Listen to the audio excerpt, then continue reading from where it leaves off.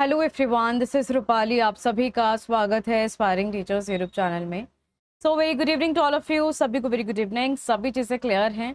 एक बार कमेंट्स में बताएंगे कि यस मैम क्लियर है। ये है आप लोगों का फर्स्ट ईयर का session contemporary India and education.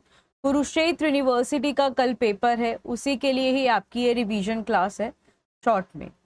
इसके अंदर हम कुछ 4 to 5 क्वेश्चंस को डिस्कस करेंगे जो आप लोगों को अपने एग्जाम्स के लिए देखने हैं। रेस्ट आप लोगों ने सभी चीज़ें प्रिपेयर की हुई हैं and all the very best for your exam. Paper आपका काफ़ी अच्छा जाएगा, don't worry.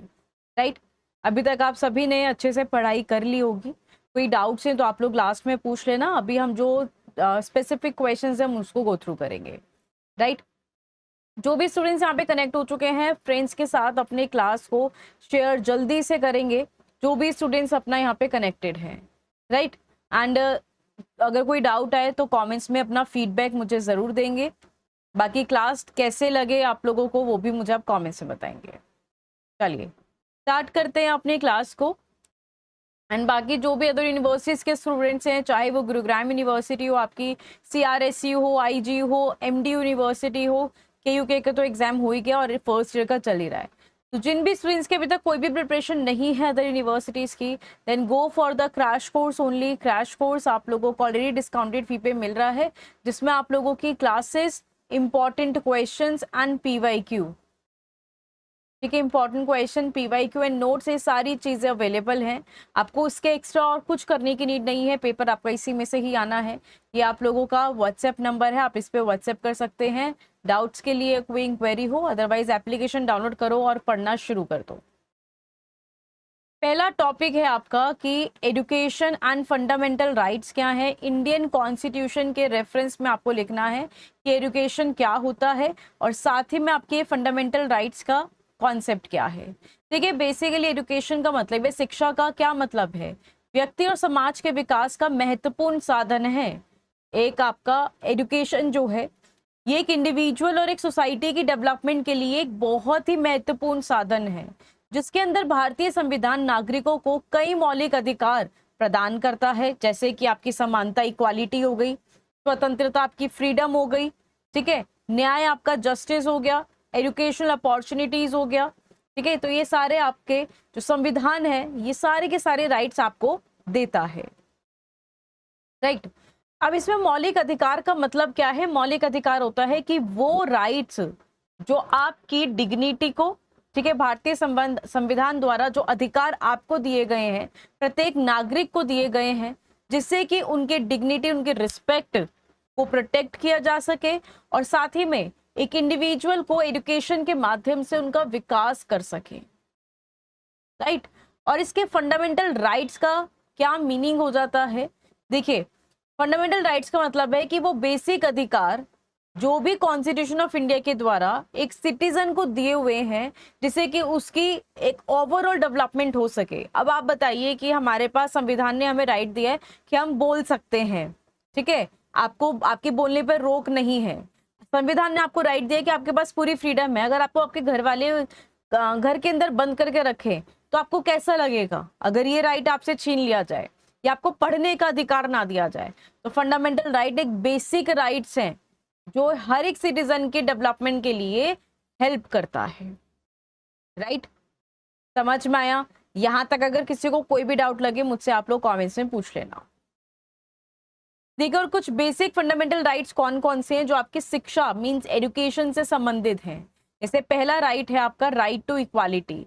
Right to equality means समानता का अधिकार, जो आपके आर्टिकल 14 से लेकर 15 तक दिया 14 से लेकर 18 तक दिया हुआ है, जिसमें ये बताया गया है कि आपका अधिकार है धर्म, जाति, लिंग और आदि के आधार पर भेदभाव को रोकता है। आपका कोई भी धर्म हो, आपका कोई भी जाति हो, कोई भी लिंग हो, आपको शिक्षा लेने से रोका नहीं जाएगा। हम सभी इक्वल हैं, चाहे हमारा रिलीजन, कास्ट, जेंडर, रेस कुछ भी हो, हम कानून की नजरों में एक बराबर हैं।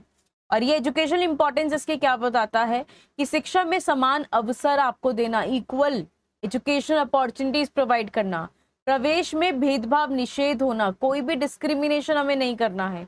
समावेशी शिक्षा मीन्स कि प्रमोशन ऑफ इंक्लूसिव एजुकेशन, कि हम सभी को अपनी कक्षा के अंदर इंक्लूड करके चलेंगे, सभी बच्चे एक साथ मिलजुल कर पढ़ेंगे। समझ में आ रहा है?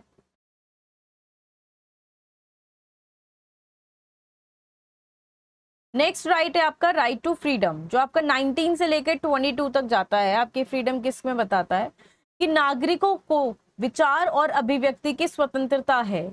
इसका मतलब कि भाई आपके पास आपको बोलने का पूरा राइट दिया गया है, अपने थॉट्स को एक्सप्रेस करने का राइट दिया गया है, तो आपके पास ये पूरा फ्रीडम है। क्या है? ये आपके पास पूरी फ्रीडम है। तो इसकी एजुकेशनल इंपॉर्टेंस आ जाती है कि आपके पास फ्रीडम ऑफ थॉट है, कि आपके मन में दिमाग में कुछ भी आए आप बोल सकते हैं, सोच सकते हैं, अपने आइडियाज को एक्सप्रेस कर सकते हैं और क्रिएटिविटी को डेवलप कर सकते हैं। राइट। नेक्स्ट है शोषण के विरुद्ध अधिकार होना। अनुच्छेद आपका आर्टिकल 23 और 24, अगर आपके साथ कोई भी एक्सप्लॉइट करता है तो उसके अगेंस्ट हमारे पास अधिकार है। जैसे कि अगर बाल श्रम है, चाइल्ड लेबर कर रहे हो, तो उनके अगेंस्ट एक्शन लिया जाएगा। ह्यूमन ट्रैफिकिंग, ठीक है, जिससे कि बच्चों की रक्षा हो सके और एजुकेशनल स्कूल एजुकेशन को आगे बढ़ाया जा सके, बच्चे को शिक्षा दी जा सके। क्लियर? नेक्स्ट राइट है धर्म की स्वतंत्रता का अधिकार, freedom, right to freedom of religion. आपके पास पूरा अधिकार है कि आप अपनी मर्जी से कोई भी धर्म चूज कर सकते हैं। आर्टिकल 25 टू 28 आपको ये सजेस्ट करता है कि आपके पास रिलीजियस टॉलरेंस, धर्म निरपेक्ष शिक्षा, सेक्युलर एजुकेशन, सहिष्णुता, ठीक है, साथ ही में citizen can practice any religion freely. आप सभी धर्मों को समान तरीके से सम्मान देंगे। ठीक है। नेक्स्ट राइट बताता है कल्चरल एंड एजुकेशनल राइट, जो आर्टिकल 29 से 30 तक जाता है। इसमें बताया गया है कि कोई भी माइनॉरिटी मींस अल्पसंख्या की भाषा या संस्कृति की रक्षा करना। अगर किसी भी कास्ट के लोग, उनकी जाति कम हो गई है, उनके अंदर जो पॉपुलेशन है उसकी कास्ट की वो कम हो गई है, तो उनके राइट्स को भी प्रोटेक्ट किया जाएगा। एजुकेशनल इंपॉर्टेंस क्या है इसकी? जो अल्पसंख्या है, शिक्षण संस्थाएं खोल सकती हैं पढ़ाने के लिए, उनके ऊपर कोई रोक नहीं है।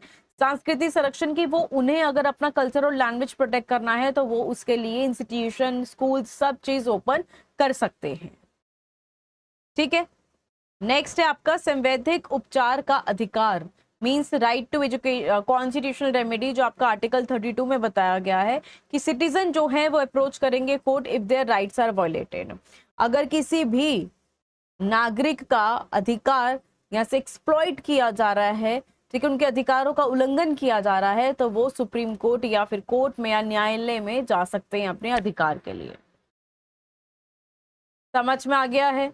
यहाँ तक कोई डाउट है आपको तो आप लोग पूछ लीजिए कि मैम इस टॉपिक में या इस पॉइंट में डाउट है।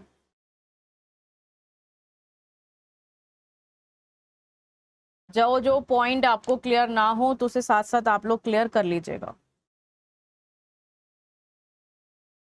चलिए आगे बढ़ेंगे इसी के साथ। नेक्स्ट क्वेश्चन आता है discuss the concept need measure of road safety. भाई सड़क सुरक्षा की अवधारणा, आवश्यकता और उसके उपाय की चर्चा आपको करनी है। अभी रोड सेफ्टी का बेसिक क्वेश्चन है। रोड सेफ्टी क्या होता है? रोड सेफ्टी का मतलब है वो ऐसे मेथड्स और मेजर्स यूज करना।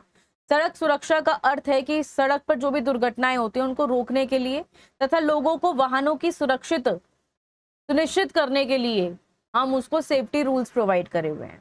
ठीक है, जैसे कि हम भी है तो और लोग भी हैं, व्हीकल्स जो भी चला रहे हैं वो सेफ्टी से चलाएं और जिससे कि बाकी लोगों की जान भी बच सके। तो रोड सेफ्टी एक इम्पॉर्टेंट है क्योंकि एक्सीडेंट की वजह से हम लाइफ खो देते हैं, प्रॉपर्टी खो देते हैं, तो ये चीजें हम कम कर सके इन चीजों को। तो रोड सेफ्टी का कॉन्सेप्ट आपको क्या कहता है कि यातायात नियम का पालन करना, जो भी ट्रैफिक रूल्स सिग्नल्स बनाए गए हैं उनको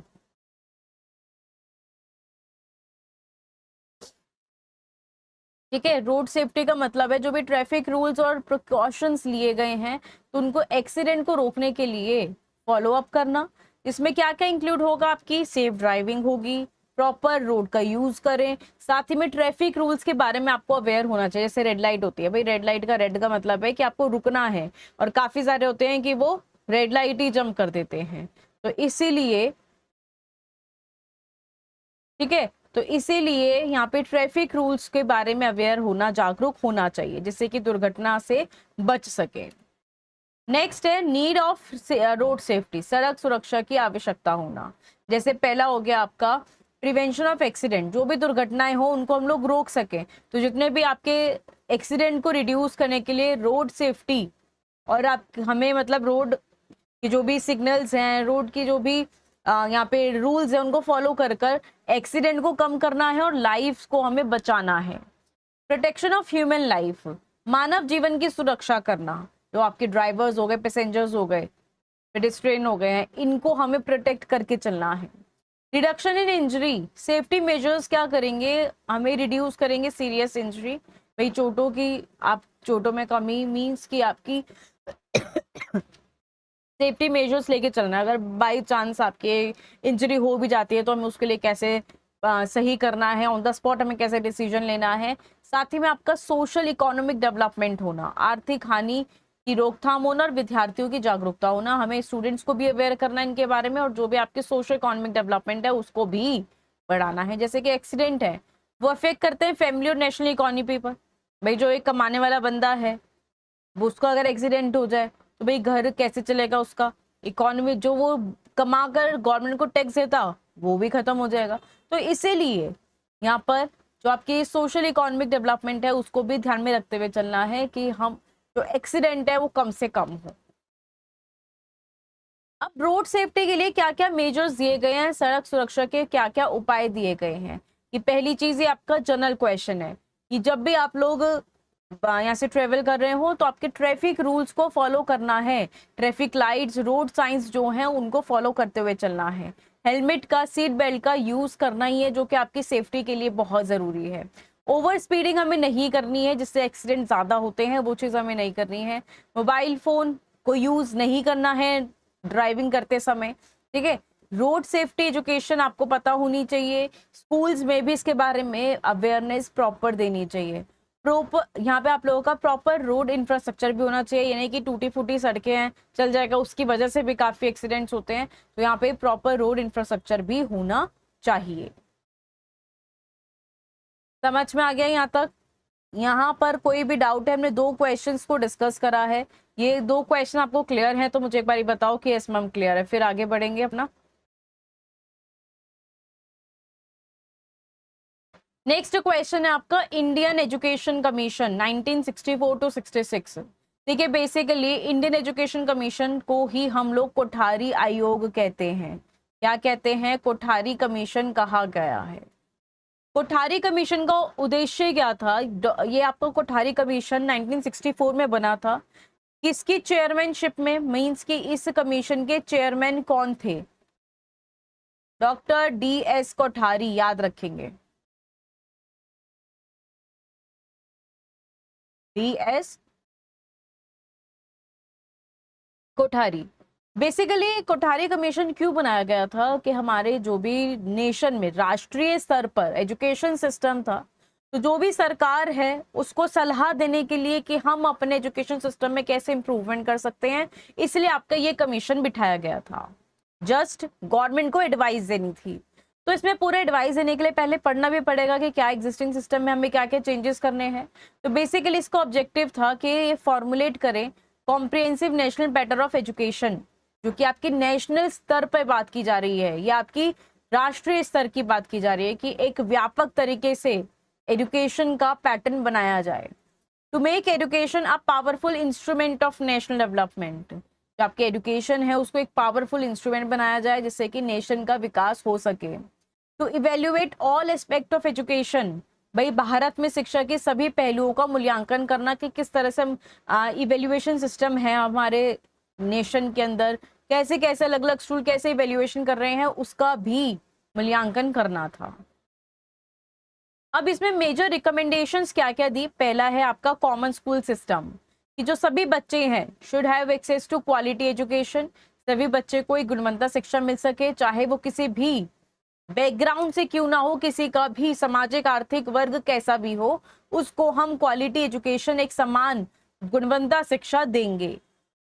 10+2 का 3 स्ट्रक्चर होना चाहिए, 10+2+3 का स्ट्रक्चर होना चाहिए, जिसमें 10 साल की आपकी स्कूली शिक्षा हो गई, 2 साल आपकी सीनियर सेकेंडरी मीन्स 11-12 हो गए, और 3 साल आपके जो ग्रेजुएशन के होते हैं उसको कंसीडर किया गया है, जिसे हमने डिग्री एजुकेशन कहा है।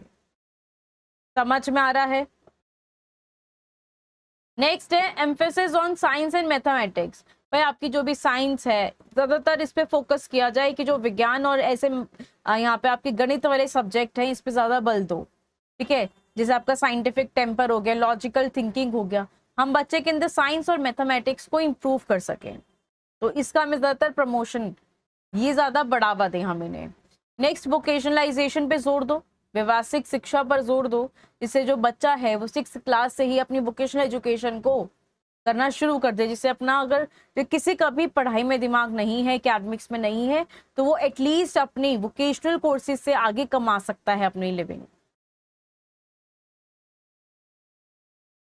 समझ में आ रहा है?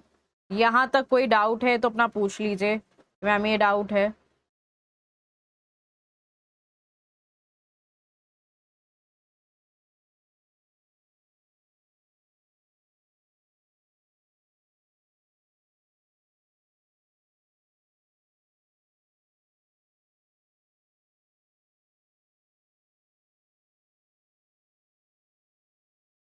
समझ में आ गया है?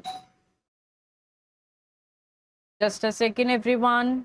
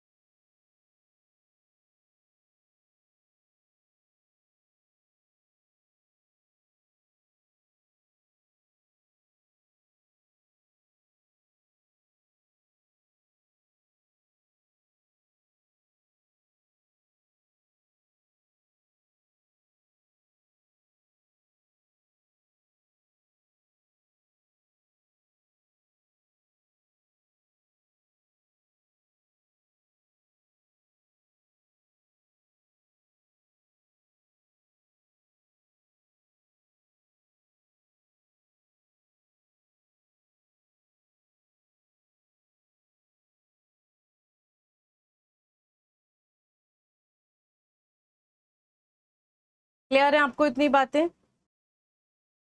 इसी के आगे कंटिन्यू करेंगे। वोकेशनल एजुकेशन हमने पढ़ा कि भाई 6th क्लास तक आपको वोकेशनल एजुकेशन स्टार्ट कर देनी चाहिए, जिससे कि बच्चा जो है अपनी जिसके एकेडमिक्स में माइंड नहीं है, मन नहीं है, इंटरेस्ट नहीं है, तो वो एटलीस्ट अपने वोकेशनल कोर्सेज से आगे बढ़ सके। नेक्स्ट है आपका teacher education. Continuous training, better service condition और टीचर प्रोफेशनलिज्म होना चाहिए, कि जिससे कि टीचर्स को भी कॉन्टिन्यू ट्रेनिंग दी जाए इम्प्रूवमेंट करने के लिए। साथ ही में एक सर्विस कंडीशन भी अच्छी होनी चाहिए और प्रोफेशनलिज्म मेंटेन होना चाहिए।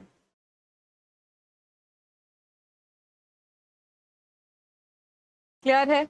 नेक्स्ट है education and national development. Education को प्रमोट करने के लिए तो वो देखिए, एजुकेशन शिक्षा जो है वो राष्ट्रीय एकता, धर्मनिरपेक्षता और आर्थिक विकास को बढ़ावा देना चाहिए, कि आपके एजुकेशन के अंदर ये सारे टर्म्स बच्चे को पढ़ाए जाएं और बच्चे को प्रोत्साहित किया जाए।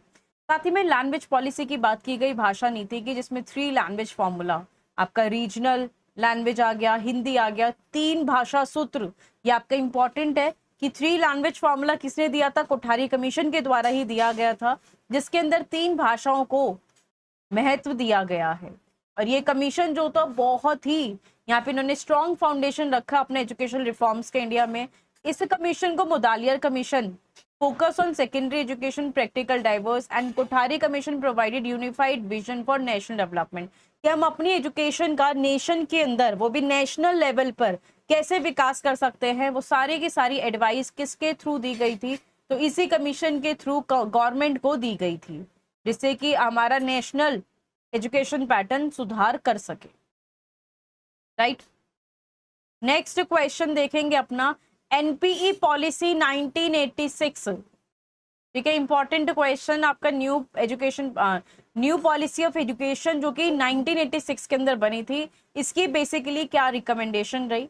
तो जो नेशनल पॉलिसी ऑन एजुकेशन था वो आपका 1986 के अंदर लॉन्च किया गया था गवर्नमेंट ऑफ इंडिया के द्वारा, जिसमें प्रमोट किया था एजुकेशन को, वो भी सभी सेक्शन ऑफ सोसाइटी में, ठीक है, सभी वर्ग के लिए, ये नहीं कि हम किसी को भी छोड़ेंगे, सभी वर्ग के लिए, इसी में ही आपका इंक्लूसिव एजुकेशन भी आ गया था।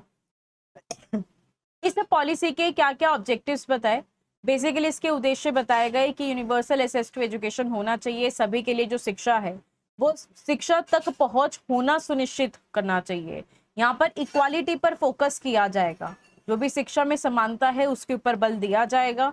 SC ST वुमेन माइनॉरिटी, इन सभी की डेवलपमेंट पर भी फोकस किया जाएगा, जो भी महिलाएं हैं इन सभी को भी अच्छी शिक्षा दी जाएगी और इनको भी प्रोत्साहित किया जाएगा शिक्षा लेने के लिए। नेक्स्ट है आपका, प्रमोट किया जाए नेशनल इंटीग्रेशन। नेशनल इंटीग्रेशन का मतलब है राष्ट्रीय एकता और धर्मनिरपेक्षता को बढ़ावा दिया जाएगा, कि भाई हम सभी एक ही बराबर हैं। नेशनल इंटीग्रेशन, सभी को एक साथ लेके चलो। और सेक्युलरिज्म का मतलब है किसी को भी हम किसी भी धर्म के लिए यहाँ पे हम डिस्क्रिमिनेट नहीं करेंगे, सभी धर्म एक बराबर है। समझ में आ गया है।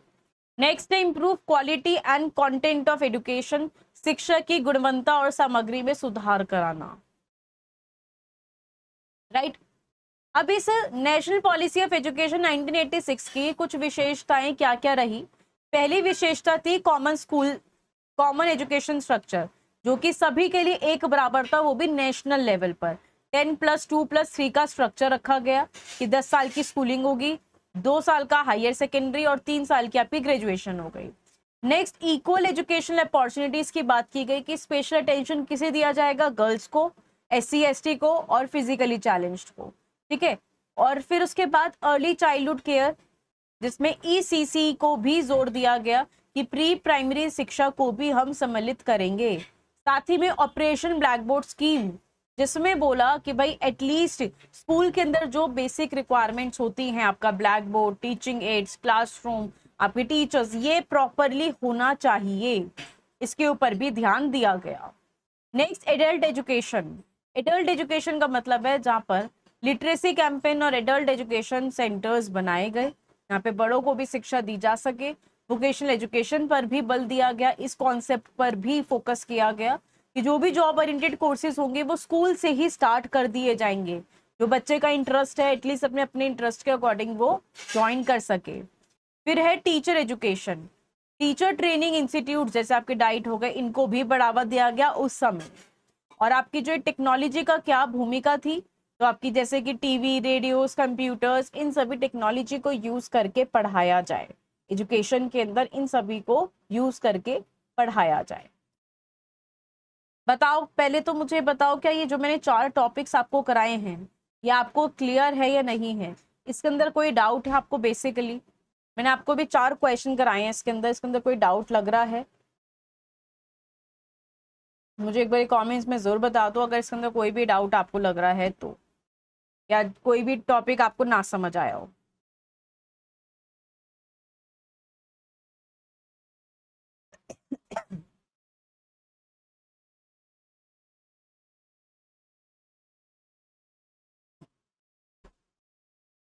जल्दी से क्लियर है?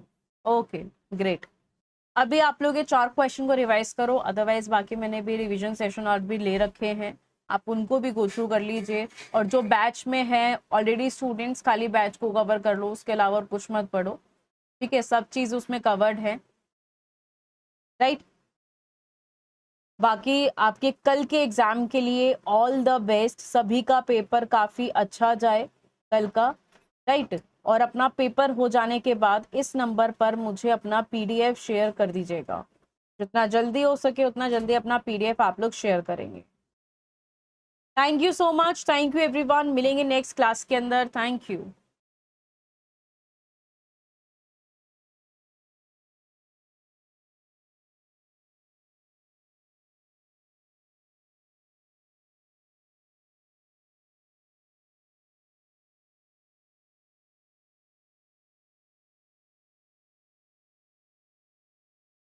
Hello everyone, this is Rupali, आप सभी का स्वागत है एस्पायरिंग टीचर्स यूट्यूब चैनल में। तो very good evening to all of you, सभी को वेरी गुड इवनिंग।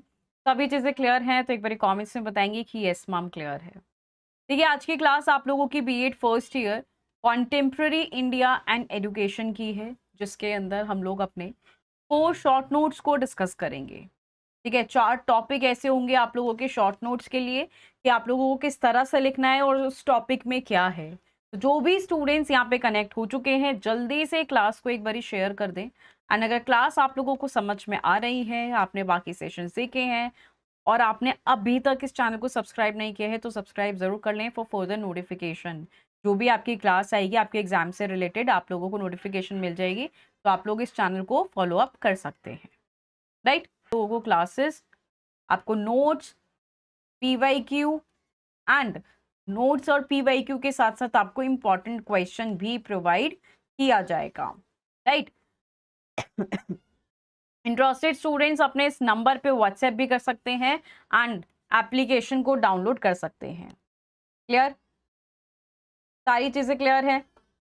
चलिए स्टार्ट करते हैं अपना टॉपिक आज का। फर्स्ट टॉपिक है कॉन्स्टिट्यूशनल एक्ट क्या होता है, मतलब कॉन्स्टिट्यूशन के अंदर कौन कौन से एक्ट्स जुड़े हुए हैं, आर्टिकल्स कौन कौन से हैं, वो आप लोगों को बताना है।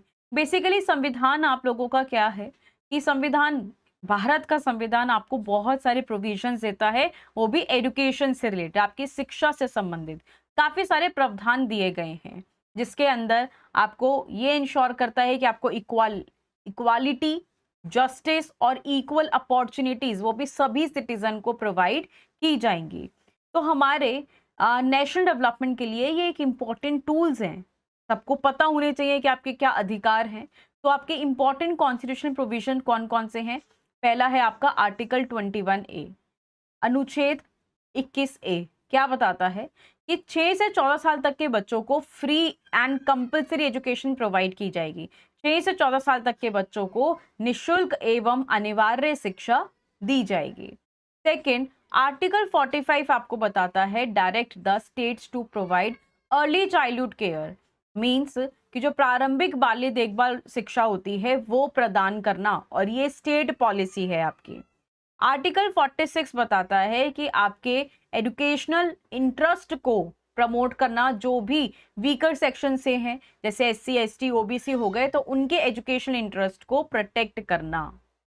नेक्स्ट आर्टिकल 29 और 30 बताता है कि कल्चरल और एजुकेशनल जो मिनॉरिटीज राइट्स हैं उनको प्रोटेक्ट करके चलना, ठीक है। अल्पसंख्यक के सांस्कृतिक और शैक्षिक अधिकार को बचाना। आर्टिकल 15 होता है जो आपके प्रोहिबिट करता है, रोकता है कि डिस्क्रिमिनेशन नहीं करना है एजुकेशन सेक्टर में, चाहे आपकी कास्ट हो या आपकी रिलीजन, आपके सेक्स, किसी भी बेसिस पर भेदभाव नहीं किया जाएगा।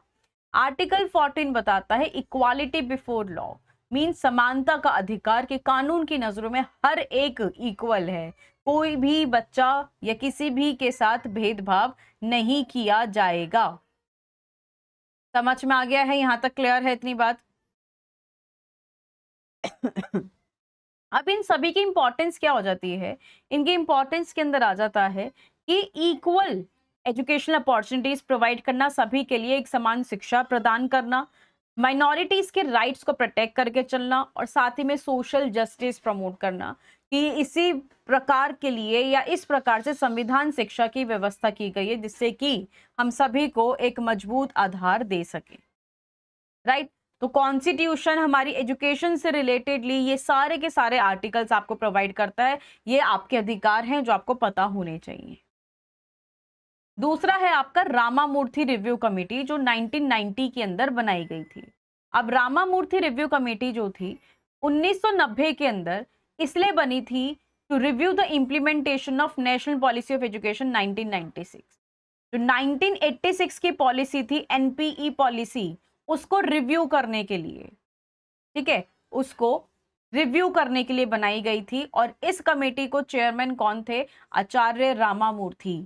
उनके चेयरमैन कौन थे? इस कमेटी को किसने हेड किया था? आचार्य रामामूर्ति। अब इस कमेटी की रिकमेंडेशंस क्या क्या रही, मुख्य सुझाव कौन कौन से थे? कि शिक्षा प्रशासन का विकेंद्रीकरण करना, डिसेंट्रलाइज्ड करना एजुकेशनल एडमिनिस्ट्रेशन को। समझ में आ रहा है? साथ ही में एजुकेशन के अंदर ना सभी को समान अवसर देना और सामाजिक न्याय। हम किसी भी बच्चे के साथ या कोई भी जाति धर्म पर हम उसके साथ न्याय करना है, हमें उसके साथ भेदभाव नहीं कर सकते। तो इक्वल अपॉर्चुनिटीज और सोशल जस्टिस प्रोवाइड करना है एजुकेशन में। वुमेन, महिला शिक्षा को बढ़ावा देना है। साथ ही में जो भी डिस्पैरिटीज आए, ग्रामीण या शहरी असमानताएं, उनको कम करना है, चाहे वो रूरल हो या अर्बन एजुकेशन हो, उनको उन डिस्पैरिटीज को कम करना है। इम्प्रूवमेंट इन टीचर एजुकेशन, जो शिक्षक शिक्षा है उसके अंदर सुधार करना। साथ ही में ग्रेटर पार्टिसिपेशन ऑफ कम्युनिटी, जो आपके समुदाय है सभी कम्युनिटीज का पार्टिसिपेशन होना चाहिए। समझ में आ रहा है? अब इस कमेटी के महत्व क्या क्या रहे कि ये कमेटी किस पे एम्फेसाइज करेगी, किस पे बल देगी? डेमोक्रेटिक वैल्यूज पर, जो आपकी लोकतांत्रिक मूल्य हैं, गुणवत्ता शिक्षा पर, जो आपकी क्वालिटी एजुकेशन पर, और साथ ही में पार्टिसिपेशन ऑफ पीपल, सभी लोगों का पार्टिसिपेशन होना चाहिए। राइट? समझ में आ रहा है? क्लियर है इतनी बात आपको? नेक्स्ट देखेंगे सर्व शिक्षा अभियान। सर्व शिक्षा अभियान क्या था कि ये आपका 2001 के अंदर लॉन्च किया गया था। वो भी गवर्नमेंट ऑफ इंडिया की स्कीम है। किसके लिए? एलिमेंट्री एजुकेशन को यूनिवर्सलाइज करने में, मींस कि सभी बच्चों को प्राथमिक शिक्षा मिल सके। इसका बेसिकली ऑब्जेक्टिव क्या रहा कि हम 6 से 14 साल तक के बच्चों को निःशुल्क शिक्षा देंगे। 6 to 14 ईयर्स के स्टूडेंट्स को हम निःशुल्क शिक्षा देंगे, फ्री और कंपल्सरी एजुकेशन हम उनको प्रोवाइड करेंगे। Enrolment of all children in school, सभी बच्चों का नामांकन होना चाहिए, स्कूल के अंदर एनरोलमेंट होना चाहिए, जिससे कि जो ड्रॉप आउट रेशो है वो कम हो जाए, बच्चे जो बाहर निकल रहे हैं, स्कूल छोड़ रहे हैं, वो कम हो जाए। क्वालिटी ऑफ एजुकेशन के अंदर इंप्रूवमेंट कराना, जो भी आपकी शिक्षा है उसकी क्वालिटी, उसकी गुणवत्ता के अंदर सुधार कराना, और साथ ही में जो गर्ल्स एजुकेशन है उसको बढ़ावा देना। ठीक है। अब इस सर्व शिक्षा अभियान की भी कुछ विशेषताएं रही कि नए नए स्कूल्स ओपन किए गए, टीचर्स को रिक्रूट, टीचर्स की, शिक्षकों की नियुक्ति की गई, रिक्रूटमेंट किया गया, बच्चों को फ्री टेक्स्ट बुक्स प्रोवाइड की गई, और स्कूल इंफ्रास्ट्रक्चर डेवलपमेंट हुआ, भवन का निर्माण हुआ। तो ये इस सर्व शिक्षा अभियान की ये खासियत रही।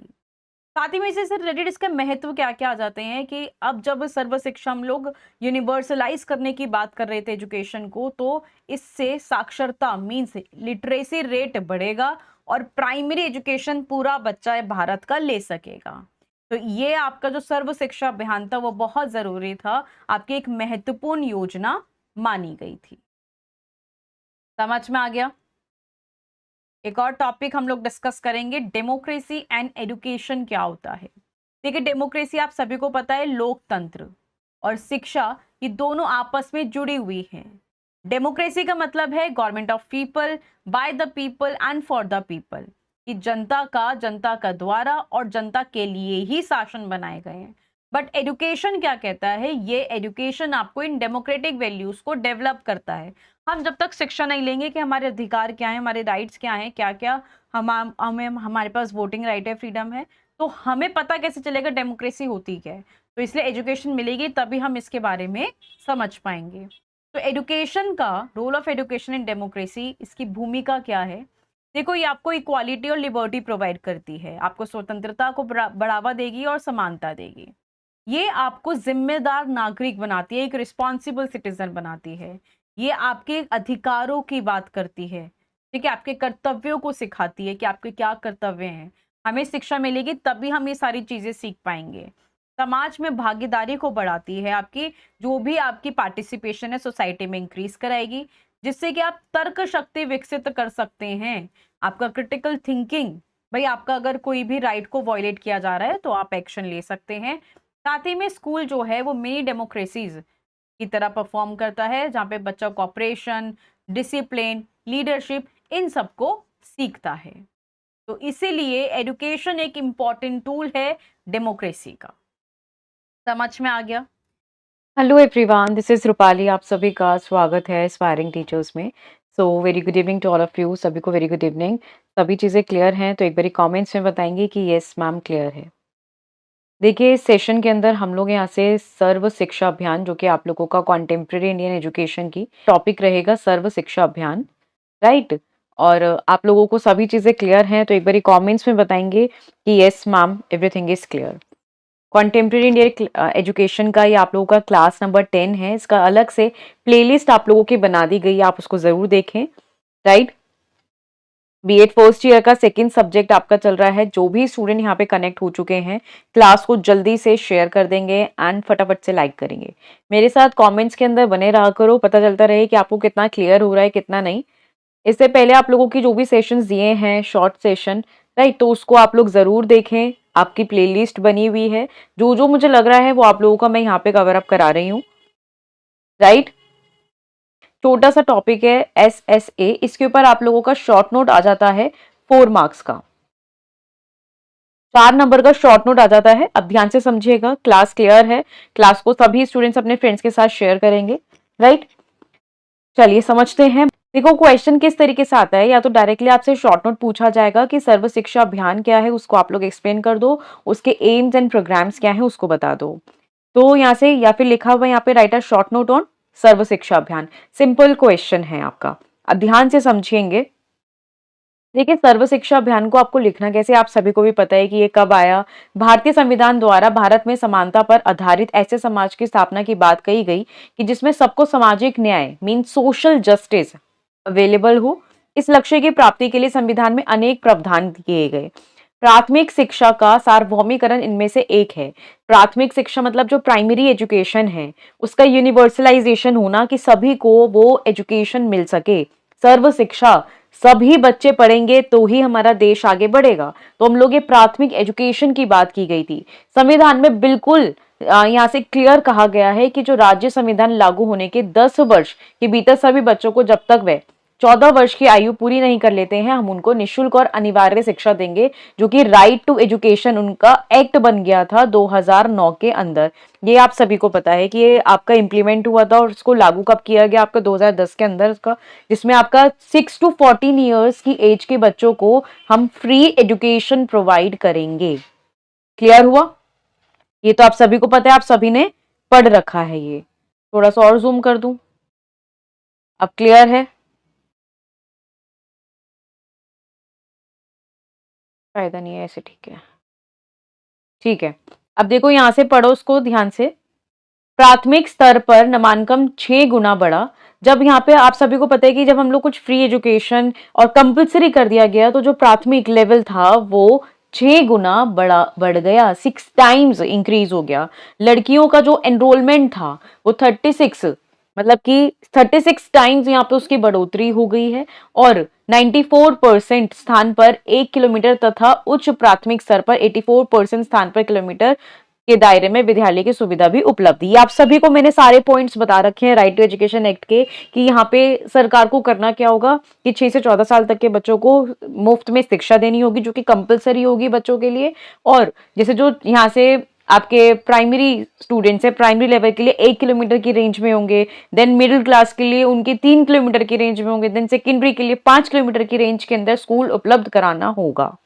इन सब सुविधाओं के बावजूद 6 से 14 आयु वर्ग के 20 करोड़ बच्चों में से 5.9 करोड़ जो स्टूडेंट्स हैं, वो बच्चे स्कूल नहीं जा रहे हैं। और इनमें से 3.5 करोड़ लड़कियां तथा 2.5 करोड़ लड़के हैं। ये आपको पूरा डेटा, इसको एनालिसिस किया गया।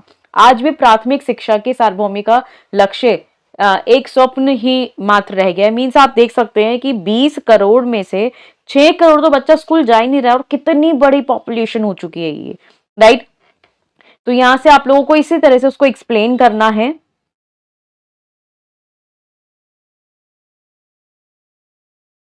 अर्चना मेरी साइड से क्लियर है, आई गेस आपको क्वालिटी इंक्रीज कर लो यहाँ से वीडियो की, मेरी साइड से एकदम बिल्कुल क्लियर विजिबल है। सर्व शिक्षा अभियान क्या है, जिसमें 6 से 14 वर्ग के बच्चों को यहाँ से प्राथमिक शिक्षा प्रदान की जाएगी। हम लोग सर्व मतलब पूरे की ही बात कर रहे थे, अपने राज्य की, अपने पूरे नेशन की बात कर रहे थे, राइट। अब इसके ऑब्जेक्टिव्स पर आ जाते हैं। इस अभियान में इसके उद्देश्य क्या क्या बताए गए। वर्ष 2003 तक सभी बच्चों के लिए स्कूल शिक्षा, गारंटी केंद्र, वैकल्पिक स्कूल तथा बैक टू स्कूल शिविर का उपलब्ध होगा। कि यहाँ पे आप सभी को पता है, जो बच्चे स्कूल नहीं जा रहे हैं उनके लिए ऐसे ये कैंप लगाए जाएंगे, शिविर लगाए जाएंगे। वर्ष 2000 तक 7 तक सभी बच्चे 5 वर्ष की प्राथमिक शिक्षा पूरी कर लें। 2010 तक सभी बच्चे 8 वर्ष की स्कूली शिक्षा पूरी कर लें और 2010 तक सभी बच्चों को विद्यालयों में बनाए रखना। ठीक है।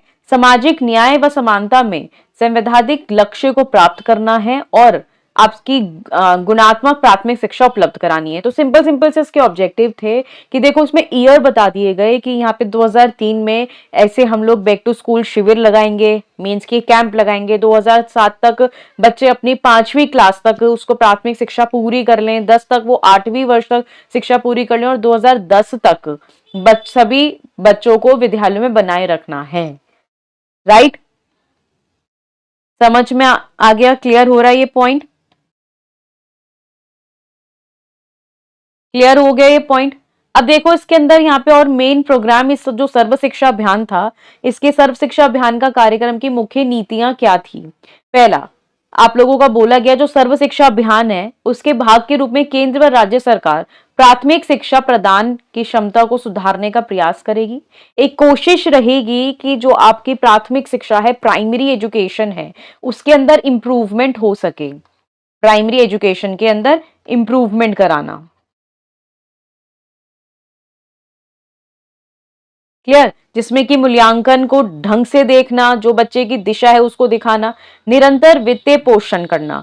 सर्व शिक्षा अभियान के लिए इसका निरंतर वित्तीय पोषण आवश्यक है। इसके लिए केंद्र व राज्य सरकार के बीच वित्तीय सहभागिता अपेक्षित है। सामुदायिक, आप लोगों को इसमें बताया गया कि जो ये कार्यक्रम है आपका, इसके अंदर एक सेंट्रलाइज्ड होगा। सेंट्रलाइज्ड कैसे होगा कि एक ग्रुप बनाया जाएगा जो कि जरूरी होगा। इसमें कहा गया है कि जो महिला समूह है, ग्राम शिक्षा समिति के सदस्यों व पंचायती राज संस्थान सदस्यों को शामिल करके इस कार्यक्रम को बढ़ाया जाएगा। जब हम लोग कोई भी काम समूह में करते हैं तो वो चीज आगे ग्रुप में आगे बढ़ती है ना। तो ये सामुदायिक था जिसमें यहाँ पे महिला का, ग्राम शिक्षा का, पंचायती राज का, सबका मिक्सचर लेकर इस कार्यक्रम को आगे बढ़ाया गया। बालिका शिक्षा, लड़कियों को, विशेषकर अनुसूचित जाति और जनजाति की लड़कियों की शिक्षा इस अभियान में महत्वपूर्ण लक्ष्य होगा। क्योंकि पहले होता क्या था और आज भी यहाँ पे होता क्या, अगर हम लोग विलेज की बात करें तो वहां पे जो भी पेरेंट्स होते हैं वो लड़कियों को स्कूल नहीं भेजते हैं, है ना। तो उनके लिए ज्यादा जरूरी था कि वो लड़कियों पर ज्यादा ध्यान दिया जाए, लड़कियों को भी ध्यान से स्कूल भेजा जाए, चाहे वो किसी भी जाति की क्यों ना हो। विशिष्ट समूह पर ध्यान देना, विशेष समूह जैसे कि अनुसूचित जाति हो गया, जनजाति, धार्मिक व भाषाई अल्पसंख्या, विकलांग व अन्य वंचित वर्ग के बच्चे की शैक्षिक सहभागिता पर ध्यान दिया जाए। अब देखो यहाँ पे जाति की वजह से या एक वंचित जो विकलांग बच्चे होते हैं या भाषा के रूप में इन्हें भाषा समझ में नहीं आ रही है तो वो स्कूल ही नहीं जाते हैं, वो पढ़ाई नहीं करते हैं। वो क्या करते हैं, अपनी छोटी सी एज से ही वो कमाना शुरू करते हैं, अपना पेट, कुछ पैसे घर लेके जाते हैं। आपने देखा होगा कि रेड लाइट पर कितने बच्चे बेगिंग करते हैं, भीख मांगते हैं, है ना, कि ये दे दो। या फिर कुछ बच्चे होते हैं कि वो पेन बेचते हैं, रबर्स बेचते हैं, है ना, जिससे कि वो कुछ कमा लें और कमा के अपने घर जाएं और अपना खाना या भरपेट खाना खा सके। तो ये काम ना करके बच्चा अगर एजुकेशन लेगा तो वो और अच्छा काम कर सकता है, राइट। तो इसके ऊपर ध्यान दिया जाए। गुणवत्ता पर बल देना, पाठ्यक्रम में सुधार, जो भी आपका करिकुलम होगा उसमें इंप्रूवमेंट लाना है। अध्यापिका की भूमिका, सर्व शिक्षा अभियान अध्यापकों की महत्वपूर्ण भूमिका को स्वीकार करते हुए इस बात पर बल देता है कि उनके विकास संबंधी आवश्यकता पर ध्यान दिया जाए। परियोजना ऐसी बनाई जाए, जो भी सर्व शिक्षा अभियान है उसके द्वारा देश भर में ऐसी योजना बना दें कि, और ऐसी पूर्व योजना बनाया जाए कि इसके अंतर्गत जो भी मॉनिटरिंग है, सुधार लाना है, पाठ्यक्रम बनाना है, वो सारी चीजें ध्यान से देखी जाए और उसको आगे बढ़ाया जाए। क्लियर हो रहा है। समझ में आ रहा है तो मुझे एक बारी कमेंट्स में बताएंगे कि यस मैम क्लियर है। जल्दी से बताइए। अब देखो यहाँ पे जो कंपोनेंट्स आ जाते हैं, ये कुछ डेटा दिया हुआ है आपका सर्व शिक्षा अभियान के ऊपर। जैसे कि इस अभियान के लिए केंद्र व राज्य के बीच वित्तीय भागीदारी नवी योजना अवधि के दौरान 85:15 10वीं योजना 75:25 उसके बाद 50-50 की होगी। तो एक ऐसी योजना बनाई गई जिसमें बजट बताया गया कि बजट हमें कैसे, एक फाइनेंशियल बजट कैसे बनाना है, उसको कैसे खर्च करना है, किन मतलब कहाँ कहाँ पर खर्च करना है। तो वो एक पूरा बजट बनाया गया। अब देखो जो सर्व शिक्षा अभियान है हरियाणा के अंदर, हरियाणा राज्य भी 6 से 14 साल बच्चों की आयु के प्राथमिक शिक्षा प्रदान करने की केंद्र सरकार के प्रोजेक्ट में सर्व शिक्षा अभियान को लागू कर रहा है। और इसके अंतर्गत प्राथमिक शिक्षा जो है, अब देखो इतना सारा आपको मैंने पॉइंट्स बता दिए। अब ये आप लोगों का अभी तक तो 16 नंबर में नहीं आया है, ये आप लोगों का 4 मार्क्स के अंदर पूछा गया है। तो मैं आप लोगों से ये कहूंगी कि आप लोग इसे शॉर्ट नोट के रूप में, जैसे मैंने पॉइंट्स बताए हैं, इसका इंट्रोडक्शन बताया है, उसको समझ कर आप लोग एक्सप्लेन करिए। ठीक है, जो क्वेश्चन जिस लेवल के लिए है उसको समझिए और आगे बढ़िए। अध्यापक को प्रशिक्षित किया जा रहा है कि कार्यालय आयोजित की जा रही है। शिक्षा संस्थान को अधिक सुविधा संपन्न बनाया जा रहा है। इसके लिए विभिन्न एजेंसियों द्वारा चलाए गए कार्यक्रम व योजना के साथ यहाँ पे स्थापित किया जा रहा है। सभी जिलों में यह अवसर प्रदान किए जा रहे हैं। स्थानीय आवश्यकता और वातावरण को ध्यान में रखते हुए प्राथमिक योजना विकसित की जाए।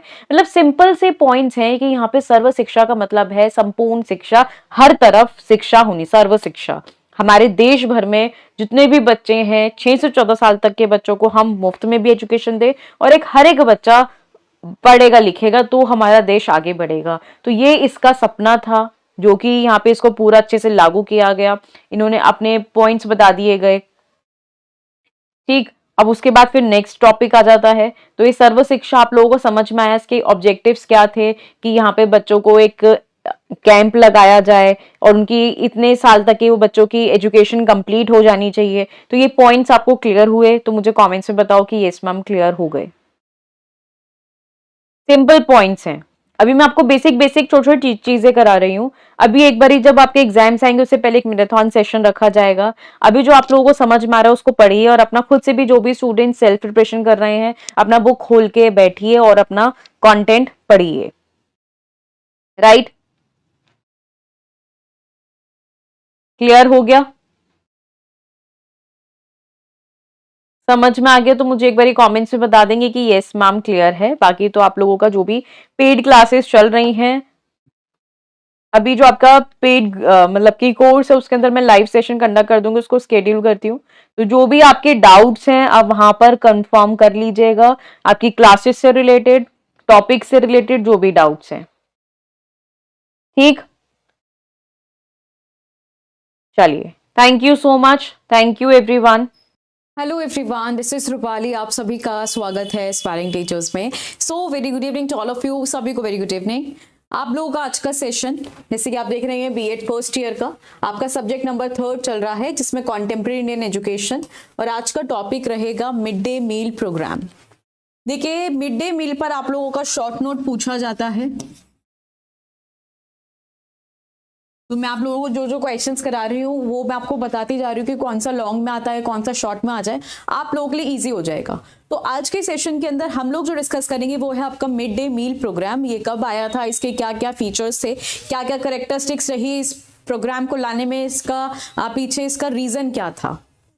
तो जो भी स्टूडेंट्स यहाँ पे कनेक्ट हो चुके हैं, क्लास को जल्दी से शेयर करेंगे, अपने फ्रेंड्स के साथ सेशन को लाइक करेंगे। जो भी स्टूडेंट्स मेरे साथ यहाँ पे कनेक्ट हो चुके हैं, क्लास को जल्दी से शेयर करेंगे। शुरू करते हैं अपना topic, mid day meal program है क्या। देखिए, मिड डे मील प्रोग्राम जो आया था वो गवर्नमेंट ने इसलिए इंट्रोड्यूस किया था, इस प्रोग्राम को इसलिए लेकर आए गए थे क्योंकि जो स्कूल, जैसे कि मतलब यहाँ से बच्चे गवर्नमेंट स्कूल में आते हैं, कुछ तो इसलिए नहीं आते कि यार उनके पास इतने पैसे नहीं होते, वो मजदूरी करेंगे तब अपना पेट पालेंगे, है ना, पेट भरेंगे, खाएंगे। तो यहाँ से उनका न्यूट्रिशन लेवल कम हो रहा था।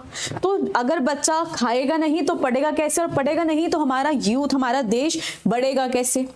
तो इसके पीछे का रीजन यही था मिड डे मील को लाने का कि स्कूल के अंदर लंच प्रोवाइड करवाया जाए बच्चों को, जो कि गवर्नमेंट स्कूल है और गवर्नमेंट एडेड स्कूल है, जो गवर्नमेंट सहायता करता है उनकी, ठीक है, स्कूल्स की। तो यहाँ से इन दोनों ही स्कूल्स को यहाँ से लंच प्रोवाइड कराया जाए, जिससे कि बच्चा एक बार पेट भर के खाना खा सके।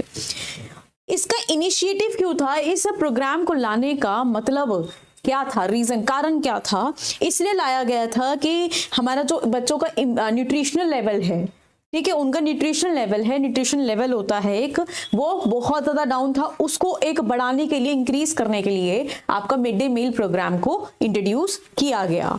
अब इसके आगे की इंफॉर्मेशन लेते हैं हम लोग। ये आया कब था?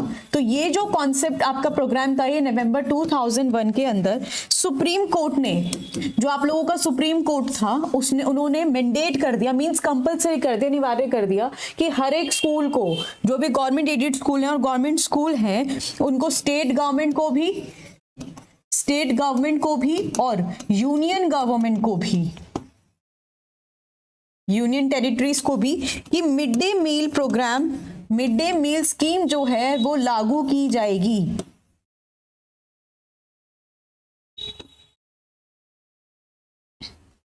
ठीक है, बच्चों के लिए खाना प्रोवाइड किया जाएगा, जो भी यहाँ से, जैसे लंच है तो हम बच्चों को लंच प्रोवाइड करेंगे, और ये हर एक स्टेट को और यूनियन टेरिटरी को मानना पड़ेगा। ये सुप्रीम कोर्ट का ऑर्डर था। ये ऑर्डर कब दिया? नवंबर 2001 के अंदर। क्लियर, बात समझ में आई? अब इसको लाने का, ये इंडिया में इसकी मदद कैसे हुई, मतलब हम इंडिया से, आप सभी को पता है, तो ये जो मिड डे मील स्कीम आई, इसका ये हमें हेल्प कैसे किया? तो पहला पॉइंट है यहाँ से इंक्रीजिंग, इसको लाने के काफी कारण थे। क्या कारण था? कि इंक्रीजिंग एनरोलमेंट इन स्कूल। वही मैंने बताया ना कि देखो, बच्चा स्कूल क्यों नहीं आएगा? क्योंकि उसको मजदूरी करनी है, और वो मजदूरी करेगा तभी वो अपना पेट भरेगा, पैसे लाएगा तभी खाने के लिए खरीद पाएगा। तो पेरेंट्स उनके यही सोचते थे, गरीब बच्चों के, जो गरीब हैं, कि उनको स्कूल में पढ़ाई ना देकर वो मजदूरी करे, जिससे कि पैसा आएगा। तो यही चीज को खत्म करने के लिए यहाँ से बच्चों का स्कूल में एनरोलमेंट बढ़े, बच्चा पढ़ेगा, आगे बढ़ेगा, उनको खाने के लिए एक वक्त का प्रॉपर मील स्कूल प्रोवाइड करेगा। पहला पॉइंट इसको लाने का। दूसरा इनिशिएटिव क्या था? Increasing attendance. अब देखो, हम अगर बच्चे को बोले कि आपको भरपेट खाना मिलेगा, तो बच्चा स्कूल जरूर आएगा, उनके पेरेंट्स उनको भेजेंगे, तो यहां से स्कूल में जो बच्चों का अटेंडेंस है वो बढ़ जाएगा। Third point, mitigating classroom hunger. देखो, आप लोगों की क्लासरूम के अंदर अगर यहाँ से बच्चा भूखा है, क्या वो अपनी पढ़ाई पर ध्यान लगा पाएगा या नहीं लगा पाएगा? ये बताओ पहले मुझे। अगर आप भी एक क्लास देख रहे हैं और इस समय आप लोगों को भूख लग रही हो, तो आप क्या इस क्लास में जो मैं बता रही हूँ वो समझ पाओगे? बिल्कुल नहीं, आपको वो समझ ही नहीं आएगा कि मैं जो भी बताने की कोशिश कर रही हूँ। तो होता क्या है कि ये जो मिटिगेटिंग का मतलब है कि जो हमारी क्लासरूम का हंगर है, भूखमरी, हमें उसे हटाना है, उस भूख को शांत करना है। जब हमारा पेट भरा होता है तो हम अपने दिमाग पे ज्यादा जोर देते हैं और चीजों को अच्छे से समझते हैं। तो वही एक कारण था इस प्रोग्राम को लाने का। चौथा, फोर्थ पॉइंट है हेल्पिंग स्टूडेंट्स। समझ में आ रहा है आप सभी को? आप इन पॉइंट्स को अपने पास लिख भी सकते हैं अगर आप लोगों को चाहिए। मैं सिंपल वे में सिंपल पॉइंट्स आप लोगों को बता रही हूँ। Concentrate in classroom. जो बच्चे हैं, अगर आप लोगों का पेट भरा हुआ है तो आप लोग अपनी क्लास में बिल्कुल ध्यान देकर पढ़ेंगे, कॉन्सेंट्रेट करेंगे आप लोग। फिफ्थ पॉइंट है आप लोगों का रिड्यूसिंग। ये जो आप लोगों का टॉपिक है, ये आप लोगों का यूनिट 3 से है। यूनिट 3 का टॉपिक है मिड डे मील प्रोग्राम। अगर नहीं मिल रहा आपकी बुक में तो आप लोग उसको देख सकते हैं। नेक्स्ट है आपका reducing drop out rate. Drop out का मतलब है कि बच्चा क्या करता है, एडमिशन ले लेता है, उसको देख रहा है कि उसको पढ़ के कोई फायदा नहीं हो रहा है, इसको पैसे नहीं मिल रहे हैं, वो पेट नहीं भर पा रहा है, ना ही अपनी पढ़ाई पे ध्यान दे पा रहा है, जिससे उसकी तबीयत और खराब होती जा रही है। तो क्या करते हैं पेरेंट्स, बच्चों का दाखिला स्कूल से हटा लेते हैं, उसको बाहर निकाल लेते हैं। तो यही जो ड्रॉप आउट रेशो था, ये बच्चे जो स्कूल छोड़ के जा रहे थे, इसी को हमें कम करना था, रिड्यूस करना था। इसलिए मिड डे मील का प्रोग्राम को लाया गया। एड्रेसिंग, नेक्स्ट पॉइंट है आपका addressing issue of mall nutrition.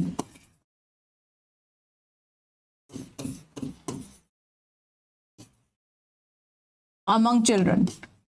देखो बच्चों के बीच जो भी यहाँ से न्यूट्रिशन प्रॉपर नहीं है, ठीक है, हमें वो जो कारण रहा है जिससे बच्चों को प्रॉपर न्यूट्रिशन नहीं मिल रहा है उसको देखना, उसके कारण को ढूंढना। तो ये आपका मिड डे मील इसलिए सोच के भी लाया गया था। And next point is improving socialization among children. बच्चों के अंदर सामाजिकता को बढ़ावा देना। जितना बच्चा स्कूल आएगा अपने दोस्त बढ़ाएगा, अपना पढ़ाई पर ध्यान दे पाएगा, बच्चा आगे बढ़ेगा, उसका समाजीकरण होगा, बच्चे के अंदर वैल्यूज आएंगी। तो वो भी एक कारण था। समझ में आ रहा है भाई? पहले तो मुझे ये बताओ, आप लोग एक्टिव होते नहीं हो, और जो स्टूडेंट एक्टिवली पढ़ रहे हैं, अगर आप लोग डेली भी पढ़ोगे ना तो भी आपको कॉन्सेप्ट्स क्लियर हो जाएंगे। मेरी क्लास लेने का फायदा क्या है जब तक आप लोग शेयर ना करो अपने दोस्तों के साथ। डाउट किसी के भी माइंड में आ सकता है, क्या पता वो बाद में आपको आए, इसलिए मैं कहती हूँ अपने फ्रेंड्स के साथ शेयर करते रहा करो क्लास। और अगर आप लोग ऐसे ही रहेंगे ना तो मजा नहीं आएगा, सच बताऊं क्लास में। फिर जो पेड स्टूडेंट्स हैं फिर वही पढ़ेंगे बस। मैं आपको जो ये फ्री क्लासेस यूट्यूब पर मिल रही हैं फिर मैं उस पर फोकस ही नहीं करूंगी, सच बताऊं, क्योंकि आप लोग शेयर और सपोर्ट नहीं करते। देखो यहाँ पर ये जो प्रोग्राम लाया गया इसका मेनली इशू क्या था कि जो बच्चा है, सपोज कर लो कि ये आप हो, अब इस बच्चे को ना यहां से फूड एंड एजुकेशन इनमें से किसी एक को चूज ना करना पड़े, बच्चे को वो दोनों मिल जाए, क्योंकि उसका अधिकार है भाई। यहाँ से देखो खाना खाओगे तभी बाकी चीजों पर फोकस कर पाओगे, क्योंकि फूड हमारी बेसिक नेसेसिटी है। तो यहाँ से किसी भी बच्चे को इन दोनों में से कोई एक चूज ना करना पड़े। तो ये एक मेन रीजन था इस स्कीम को लाने का, कि हमारे देश में जो बच्चे हैं वो उनको एक तो हमारे स्कूल में वो एडमिशन लें जिससे कि हम बच्चों को पढ़ाएं। क्योंकि और आपने देखा होगा आरटीई एक्ट भी कुछ इसी पर्पस के लिए आया था। आरटीई एक्ट जो 2009 मैंने आपको बताया वो भी कुछ इसी पर्पस के लिए आया था कि हम बच्चे को, जो भी बच्चे हैं वो ये सोच के एजुकेशन से वंचित ना रहे कि वो स्कूल की फी अफोर्ड नहीं कर सकते हैं या ये चीज़ नहीं कर सकते हैं। तो राइट टू एजुकेशन आया कि हम बच्चों को फ्री में एजुकेशन देंगे और कंपलसरी है बच्चे को लेना। तो यहाँ से जो भी गवर्नमेंट यहाँ से मतलब कर्मचारी थे, आप लोग बोल सकते हो, ठीक है, गवर्नमेंट वर्कर्स थे, तो वो घर घर जाके उन्होंने बच्चों को ढूंढा और यहाँ पे एनरोलमेंट कराया था। और सिमिलर यही मिड डे स्कीम जो भी थी आप लोगों की, तो इसका भी आपका पूरा एडवर्टाइज किया गया, बच्चों को जो पेरेंट्स थे उनको बताया गया, गाइडेंस प्रोवाइड की गई कि आपका बच्चा क्या है, मतलब वो अगर पढ़ेगा वही आगे बढ़ेगा, वो पैसे कमाएगा, बट पढ़ाना जरूरी है, उसके लिए एजुकेशन इंपॉर्टेंट है। और एजुकेशन के पहले यहाँ से आप लोगों को पता ही है फूड इंपॉर्टेंट है, आपकी मील इंपॉर्टेंट। तो एक अच्छा खाना हाँ स्कूल प्रोवाइड करेगा और साथ में जिससे कि कोई भी बच्चा एजुकेशन और फूड दोनों में से किसी का एक चूज करके आगे अपना जिंदगी ना खराब करे। ठीक, समझ में आया? तो ये छोटे से आप लोगों का प्रोग्राम था जो मैंने आप लोगों को बताया है। यहाँ से इसके पॉइंट्स आप लोग इसको और डिटेल में लिख सकते हैं। ये मैंने आपको बेसिकली मेजर पॉइंट्स बता दिए जो आपकी बुक्स में नहीं है। और मिड डे मील अगर आपने प्रीवियस ईयर उठाया हो तो मिड डे मील प्रोग्राम आपका शॉर्ट नोट के अंदर आया हुआ है। ठीक है, क्या आप लोगों ने अगर प्रीवियस ईयर उठाया हो तो मिड डे मील प्रोग्राम का आपका ये 4 मार्क्स का शॉर्ट नोट आया हुआ है और आपकी बुक के अंदर इतना डिटेल में नहीं गिवन है, इसलिए मैंने आप लोगों को इजी पॉइंट्स बताए। जो लिखना चाहे वो लिख सकता है, स्क्रीनशॉट ले सकता है, और बाकी आपको अगर समझ में आ गया तो वेल एंड गुड, उसको इलैबोरेट करके आप लोग लिख सकते हैं। Right, thank you so much, thank you everyone. Hello everyone, this is Rupali, आप सभी का स्वागत है एस्पायरिंग टीचर्स में। So very good evening to all of you, सभी को वेरी गुड इवनिंग। सभी चीज़ें क्लियर हैं तो एक बारी कमेंट्स में बताएंगे कि यस मैम क्लियर है। देखिए, आप लोगों का आज का सेशन जो है वो रहेगा कॉन्टेम्प्रेरी इंडियन एजुकेशन। ये आप लोगों का बीएड फर्स्ट ईयर की क्लास है, राइट? और ये आपकी क्लास नंबर 1 है। सबसे पहले हम लोग आर्टिकल्स को डिस्कस कर रहे हैं। जैसे मैंने आपको बताया था कि ये जो सब्जेक्ट है थोड़ा सा टिपिकल है, इसके अंदर आप लोगों की एजुकेशन से रिलेटेड हिस्ट्री है कि मतलब कि एजुकेशन किस तरीके से आई, कैसे उसमें पॉलिसीज वगैरह यहाँ से बनाई गई, एजुकेशन से रिलेटेड कैसे इक्वल अपॉर्चुनिटीज प्रोवाइड की गई। तो ये वो पूरा सब्जेक्ट आपका एजुकेशन की हिस्ट्री से है। ठीक है, तो आपको जैसे जो पॉलिसी के अंदर या कुछ कमेटी सेटअप की गई हैं, ऑर्गेनाइजेशन सेटअप की गई हैं, कमीशंस को सेटअप किया गया है, तो वो तो उनको आपको वैसे ही लर्न करना पड़ेगा, उसको समझना पड़ेगा। तो सबसे पहला जो हमारा टॉपिक है वो है आर्टिकल्स का। अब इसके अंदर कौन कौन से आर्टिकल्स आ जाते हैं, बट उससे पहले मैं आप लोगों को ये कहूँगी, अगर आप लोग ये चाहते हैं कि आपकी क्लासेस वगैरह कंटिन्यू रहे, तो आप लोग अपने फ्रेंड्स के साथ ज़रूर शेयर कीजिए। आप लोग ये क्लासेस अपने फ्रेंड्स के साथ ज़रूर शेयर कीजिए, क्योंकि आप लोग अगर शेयर करेंगे उसी से ही मोटिवेशन मिलता है, हाँ, कि स्टूडेंट्स जो हैं वो सच में पढ़ना चाहते हैं। ठीक है, तो क्लास को ज़रूर शेयर करें अपने फ्रेंड्स के साथ। अब इस क्लास के अंदर हम जो समझने वाले हैं वो आर्टिकल्स को समझेंगे, 14, 15, 16, 21, 8, 30 आर्टिकल, कि इन आर्टिकल्स में क्या क्या कहा गया है। ये पूरा का पूरा क्वेश्चन 16 मार्क्स का आपके पेपर में पूछा जाता है। और अगर मैं शॉर्ट नोट की बात करूं तो उसमें से कोई भी आर्टिकल एक उठा के आपको शॉर्ट नोट में दे दिया जाएगा कि उसको एक्सप्लेन करो कि उसके अंदर क्या बताया गया है। ठीक, ध्यान से पढ़ना, एक एक चीज बहुत ध्यान से समझनी है अगर आप लोग समझना चाहते हैं तो। देखिए, पूरा जो क्वेश्चन है, फुल फ्लेज जो क्वेश्चन आपका इस तरह से है, education and fundamental rights and duties, इसी के अंदर ही आप लोगों के आर्टिकल्स पूछे जाते हैं और अलग से भी आ जाते हैं। तो यहाँ से देखिए कि आपका क्वेश्चन किस तरीके से बन सकता है कि फंडामेंटल राइट्स को आप लोग एक्सप्लेन करो, जो कि आप लोगों के यहाँ से भारतीय संविधान के अंदर दिए गए मौलिक अधिकार को बताना है आप लोगों को। तो इसमें आप सभी को पता है कि जो मौलिक अधिकार क्या क्या हैं और आर्टिकल्स क्या क्या बनाए गए हैं। तो यहां से समझिए, पहला आ जाता है आप लोगों का समानता। एक सेकेंड, विजिबल है सारी चीजें क्लियरली?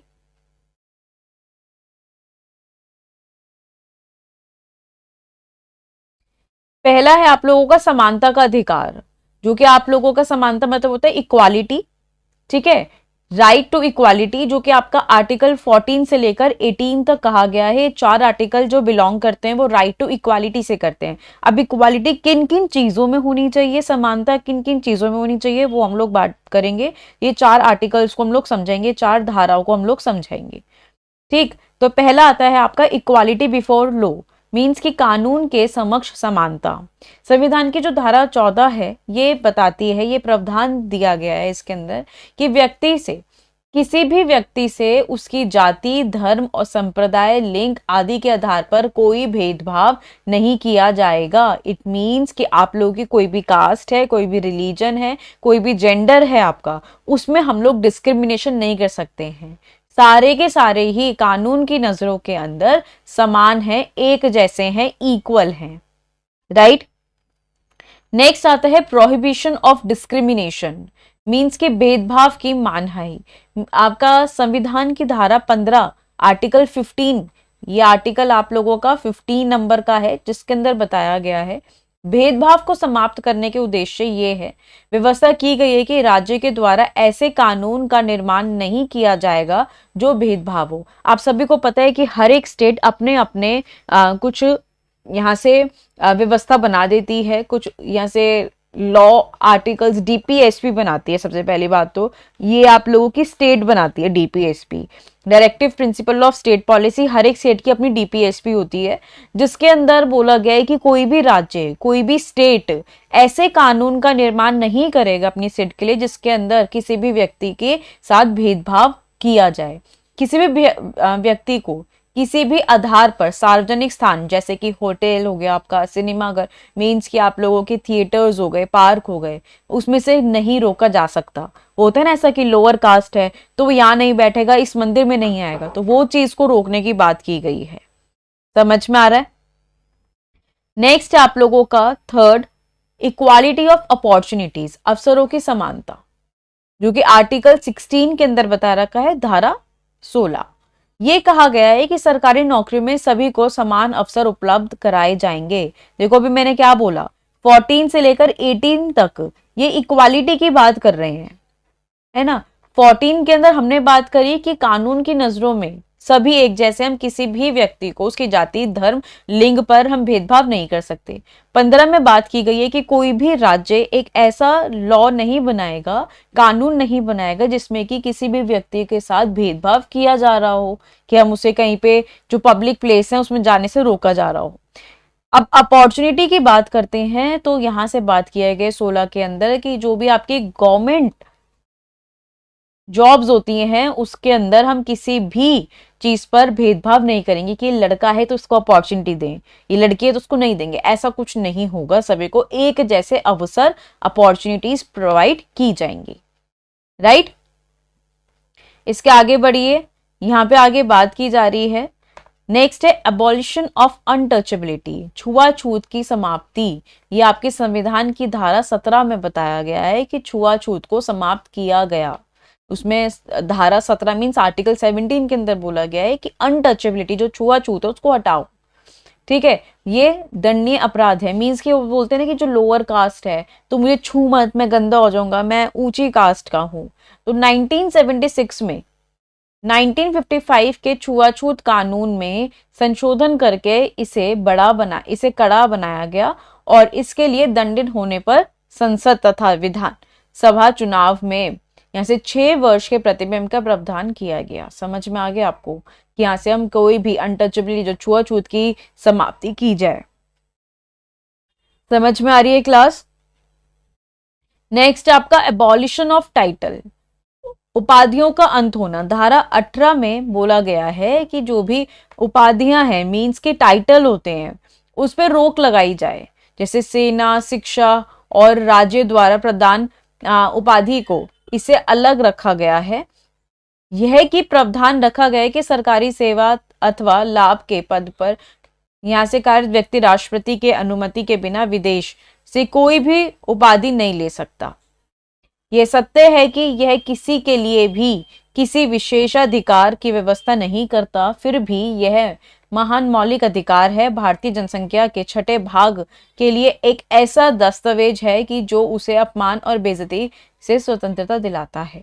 मतलब बोलते ना कि एक आप लोगों का एक टाइटल मिल रहा है, हम उसको टाइटल को ज्यादा महत्व देते हैं तो भाई वो दूसरे को बेइज्जती होती है, तो वो चीज यहाँ से एबॉलिशन ऑफ टाइटल को हटाया जाए। बिल्कुल सौम्या, ये मैं सभी यूनिवर्सिटीज के लिए करा रही हूँ। ये आप सभी को पता होगा कि आपका सिलेबस क्या है, राइट। तो आप लोग अपनी बुक भी खोलिए, बुक खोल के देखोगे आपको पता चल जाएगा कि किस यूनिवर्सिटी के लिए है। स्वतंत्रता का अधिकार ये आपका 19 से लेकर 22 के उसमें बताया गया है, राइट टू फ्रीडम आर्टिकल, जो कि यहाँ से 19 से लेकर 22 तक जाता है। अब धारा 19 में ये बताया गया है लिबर्टीज, मतलब फ्रीडम की बात की जा रही है। स्वतंत्रता की 6 तरीके की है। हम लोग बोल सकते हैं, है ना, हमारे बोलने पर तो कोई रोक नहीं ना, हमारे पास फ्रीडम, हमारे पास राइट है।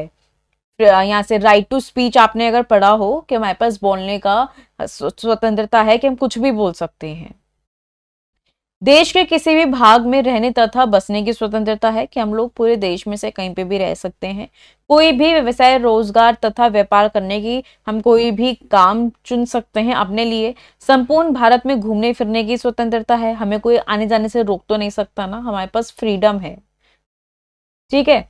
संघ एवं समुदाय का निर्माण करने की हम लोग ग्रुप में, हमें कौन से ग्रुप में बैठना उठना है ये भी हम लोग चूज कर सकते हैं। शांतिपूर्वक तथा बिना हथियारों के एकत्रित होने की स्वतंत्रता है और भाषण बोलने की। तो ये हमारे पास फ्रीडम है, ये हमारे सारे राइट हैं, बोलने के लिबर्टीज है हमारे पास ये। देन आता है आपका क्रिमिनल प्रोटेक्शन, जो कि धारा 20 के अंदर बोला गया है। अपराधियों को कानूनी संरक्षण प्रदान करने का प्रावधान किया गया है। अपराधी मतलब जो भी क्राइम करेगा को वह दंड नहीं दिया जा सकता जो उसके द्वारा अपराध करने के दौरान लागू नहीं था। किसी भी अपराधी को एक ही अपराध के लिए एक बार से ज्यादा दंडित नहीं किया जा सकता। मतलब आपने एक क्राइम किया है, आप उस क्राइम के लिए बार बार थोड़ी ना उसको पनिशमेंट देते रहोगे, तो एक क्राइम के लिए एक ही बार पनिशमेंट मिलेगी, राइट। किसी भी अपराधी को स्वयं के विरुद्ध गवाही के लिए बाध्य नहीं किया जा सकता। नेक्स्ट है आप लोगों का provision regarding personal liberty and protection. ये आप लोगों का धारा 21 में बात की गई है, पर इससे भी ज्यादा इंपॉर्टेंट जो है वो ये वाला आर्टिकल है, इसमें बात किया गया है राइट टू एजुकेशन, जो कि 21A आर्टिकल आप लोगों का पूछा जाता है। ये आप लोगों का 2002 के अंदर यहाँ पे कॉन्स्टिट्यूशन में अमेंडमेंट की गई थी, संशोधन किया गया था।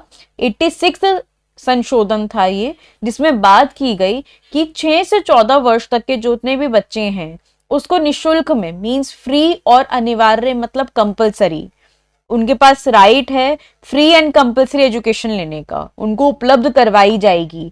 ठीक है, कितने साल के बच्चे? 6 से 14 साल तक के बच्चे को।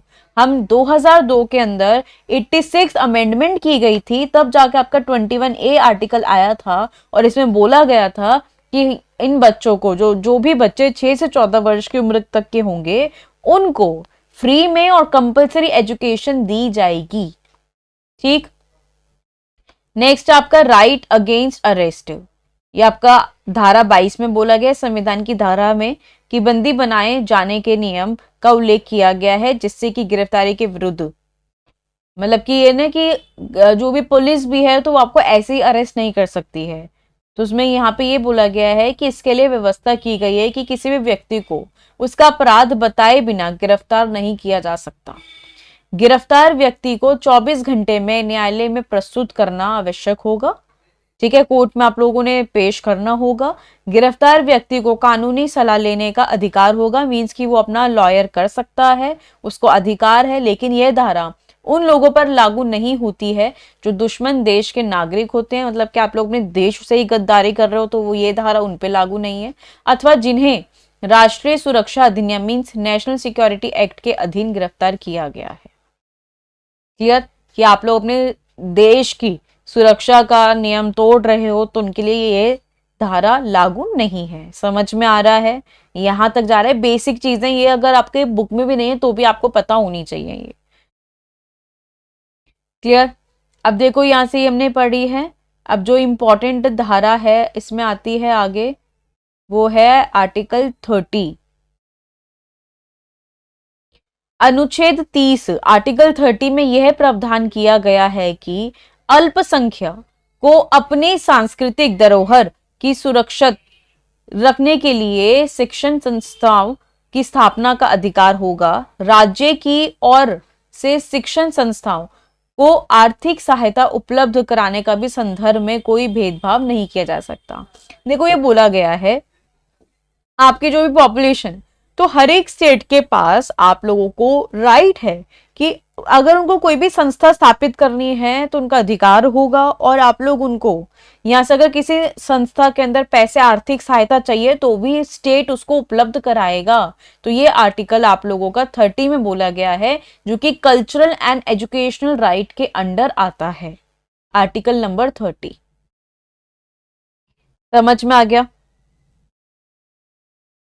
यस, आप लोग ये IGU university, CRSU university, MDU university, Gurugram university, CDLU university, Kurukshetra university, ये सभी के लिए ही इक्वल है। सिलेबस सभी का सेम है, अगर आप लोग अपनी बुक्स खोल के देखें एक बारी। राइट, समझ में आ गया? तो ये जो मैंने आप लोगों को आर्टिकल्स बताए हैं ये आप लोगों की बुक के अंदर, मतलब कि आपके पेपर में पूछे जाते हैं। मैंने आपको क्वेश्चन भी बताया कि किस तरीके से आप लोगों से ये क्वेश्चन पूछा जाता है। जैसे कि आप लोग ये देख रहे हैं फंडामेंटल राइट्स को एक्सप्लेन करना, या डायरेक्टली आप लोगों से पूछ लिया जाएगा कि आर्टिकल 21A को एक्सप्लेन करो, ये 4 नंबर में आप लोगों से आ जाएगा शॉर्ट नोट में, या फंडामेंटल राइट्स एक्सप्लेन करो तो उसमें भी आपको लिखना है। या फिर आप लोगों से पूछ लिया जाएगा कि आप लोग आर्टिकल 15, आर्टिकल 30, आर्टिकल 21A ऐसे एक्सप्लेन करो, तो ये आप लोगों को मेंशन कर दिया जाएगा। तो आर्टिकल वाला क्वेश्चन आपके पेपर में आता है, इसलिए मैंने आप लोगों को ये पूरे के पूरे आर्टिकल्स यहाँ से समझा दिए हैं। और आप लोगों को समझ में आ गए तो मुझे कमेंट्स में बताओ कि यस मैम क्लियर हो गए हैं, जो भी इंपॉर्टेंट है। ये सब्जेक्ट थोड़ा सा टिपिकल है, इस वजह से ये वाला सब्जेक्ट मैंने इस बार उठाया है कि आप लोगों को यहाँ से इसके भी कुछ क्लासेस मिल जाएं। पहले तो मुझे बताओ कि ये कॉन्सेप्ट, ये आर्टिकल्स आपको समझ में आए हैं या नहीं, और ये क्लास इस सब्जेक्ट की कंटिन्यू करनी है या नहीं करनी, क्योंकि ये आप पे डिपेंड करेगा आप क्लास को कितना आगे ज़्यादा सपोर्ट करते हैं, कितना शेयर करते हैं। टोटली आप पे ही डिपेंड करेगा ये। बाकी आपको और अच्छे से मतलब कि क्लास में पढ़ना है, ये समझना है, अपना पेपर अगर क्लियर करना है तो आप सभी के पास मेरा तो व्हाट्सएप नंबर है ही 859555 000915। आप लोग इस पे व्हाट्सएप करके अपनी क्लास अपनी एनरोल करा सकते हैं। ऑलरेडी डिस्काउंट अभी चल रहा है आपका, जो भी स्टूडेंट इंटरेस्टेड हो।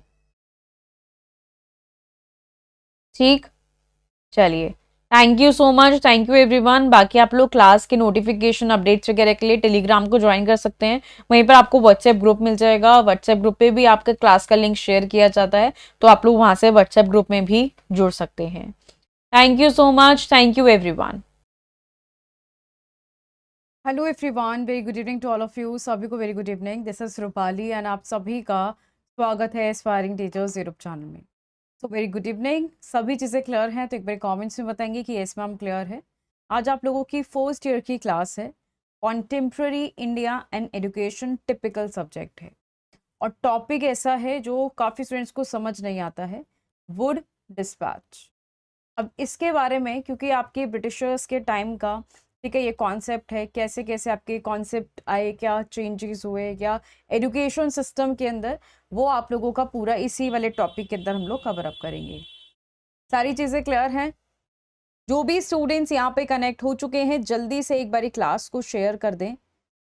जो भी स्टूडेंट्स यहाँ पे कनेक्टेड हैं, एंड किस टॉपिक में आपको डाउट है वो आप लोग कमेंट्स करके ज़रूर बताएंगे कि ये वाला टॉपिक आपको क्लियर नहीं हो रहा है, या फिर कुछ ऐसे टॉपिक हैं जो आप लोगों को नहीं समझ पा रहे हैं, तो आप वीडियो के नीचे कमेंट्स करके ज़रूर बताएंगे। क्लियर? अपने टॉपिक को समझेंगे, आपको यहाँ से आइडिया हो जाएगा कि आपको किस तरह से पढ़ाया जाएगा बैच में भी। ये आपका टॉपिक है वुड डिस्पैच, जो 1854 का कॉन्सेप्ट है। ठीक है, आपके ऐसे बहुत से कॉन्सेप्ट होंगे, मैक्यूलर माइन्यूट्स क्या है, बेसिक स्कीम क्या है, ठीक है, आपके ऐसे बहुत सारे टॉपिक्स हैं जो क्लियर नहीं होते हैं, या फिर स्टूडेंट्स उसको समझ के लिख नहीं पाते हैं।